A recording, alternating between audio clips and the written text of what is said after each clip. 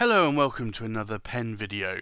I decided I'd show you a couple of non-Viscontis today, and these are my Omas Arco Celluloids.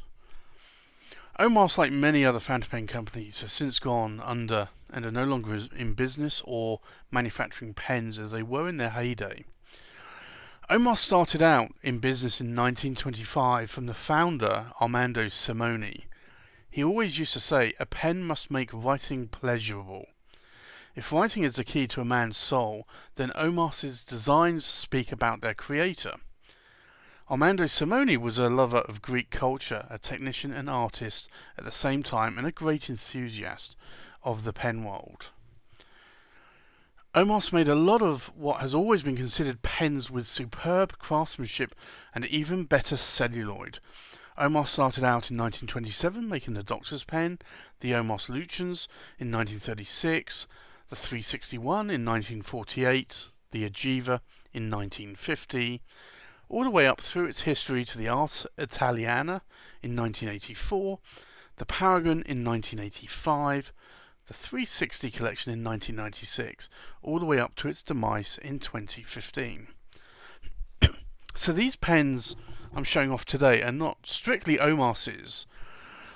These were actually made post Omas's demise, and these are made by a company called ASC, or Armando Simoni Club, and these are pens that have been made to the same quality and standard as the original Omas pens, using the same material that have come from Omas and were bought up from the liquidators when Omas went into administration.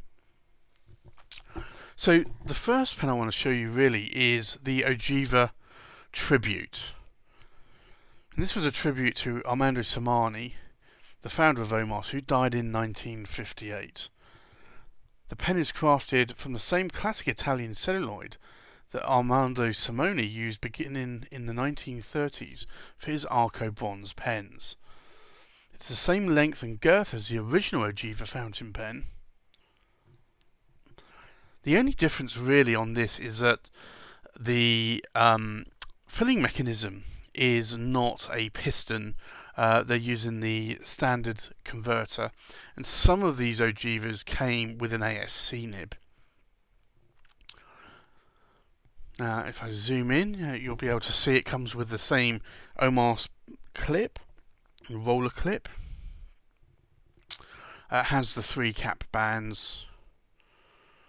If I unscrew the cap, you'll see here this pen actually comes with an original Omas 18 karat rhodium plated nib.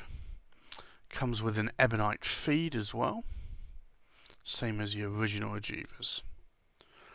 And you'll also notice the band here on the section says ASC Ogiva Arco 2-2017, which was when these were made. And I'll show you the converter filling system. It's just a standard international converter. You can also use standard international cartridges with this as well.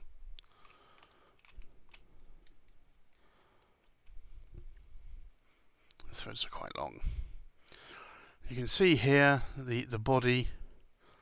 So this is 56 of 58 that were made in February 2017. You can see just how reflective this material really is. It's stunning. Now, one thing to mention is that the cap does not always match up completely with, depending on the threads, so you do have to sometimes align them. There you go.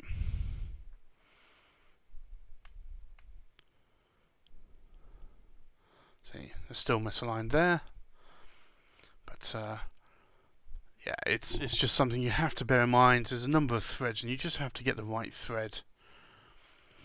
But this is one of the really lovely Arcos. You can see just how stunning that material looks. And what I'll do, I'll show, if I remove this one out of the way, just do a weight check.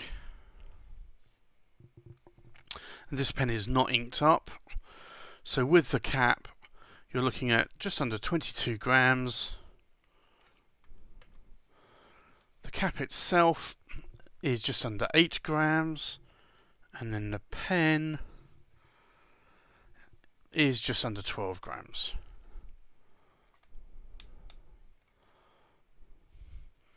This is such a stunning material. So that's the ASC Ogiva. And what I want to do now is show you the Bologna. And just like the Ogiva Tribute, this pen is crafted from the same celluloid that Armando Simoni used beginning in the 1930s for his Arco bronze pens.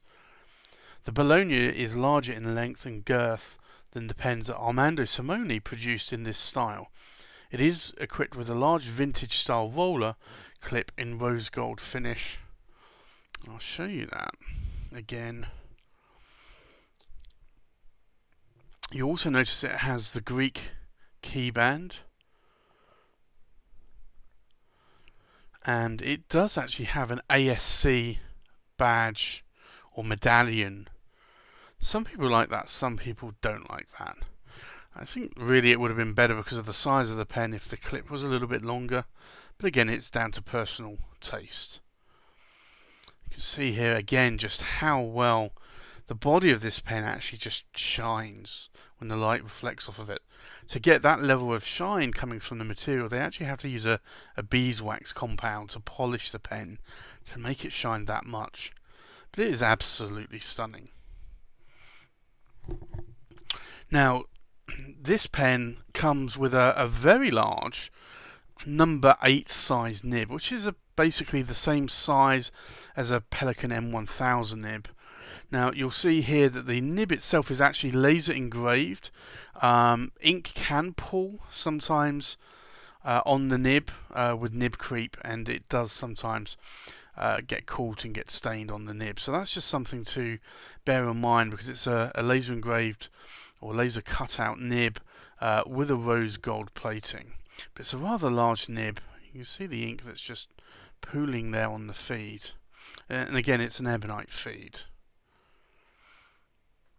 And then just moving up to the section there, just above the screw threads, you'll see again the Greek cap band. So you actually have it here twice. Like you have it on the cap and then you have it on the section as well.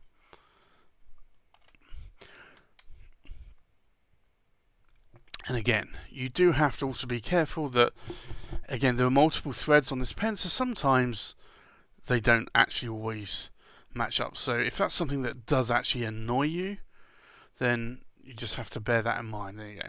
That's lined up now. Now this pen actually holds a very large capacity of ink. This has a pneumatic filler as well. You literally unscrew this knob, you pull it out, and then you put the nib into the ink, push the pneumatic filler down, let your finger go, and there's a little breather hole here, and then at that point it will suck up ink. And one other thing that ASC or Armando Simoni Club do actually mention is, because this is a number 8 size nib, it's called a Magic Flex nib. And although it's termed a Magic Flex, it's not anywhere close to a vintage flex or even a semi-flex nib. And Armando Simoni Club do actually put a note in the user box and the user manual saying be careful not to push too hard, as you can bend this flexible nib. So this is just something just to bear in mind. And you'll also notice on the rear here, under the feed, there's actually a separate feed here that actually flexes when the nib flexes itself, to try and keep up. But as I said, this really is not a vintage flex or even a semi-flex nib. It does offer some line variation, But again, I wouldn't want to try and flex it too much. And I'll do a weight check here as well on this one, so you can see that. So the entire pen, and this just has a very little bit of ink in, comes in at 58 grams. And if I check the cap, it's just over 58. Just under 12 grams for the cap, and then the pen itself is just under 47 grams. So this is actually quite a weighty pen, but it's just something to bear in mind. Some people do like heavy pens, some people don't. So if you don't like heavy pens or large pens, then and you can see the size difference here. If I zoom out, that's quite a difference there in size, both in girth but also in length as well. So it really depends on what you like and what you don't like in a pen. But these finishes are absolutely stunning. You can see how they just pop as you rotate them. They're very, very nice. So thank you for watching, and please comment, like and subscribe, and I'll see you on the next pen video. Thanks. Bye bye.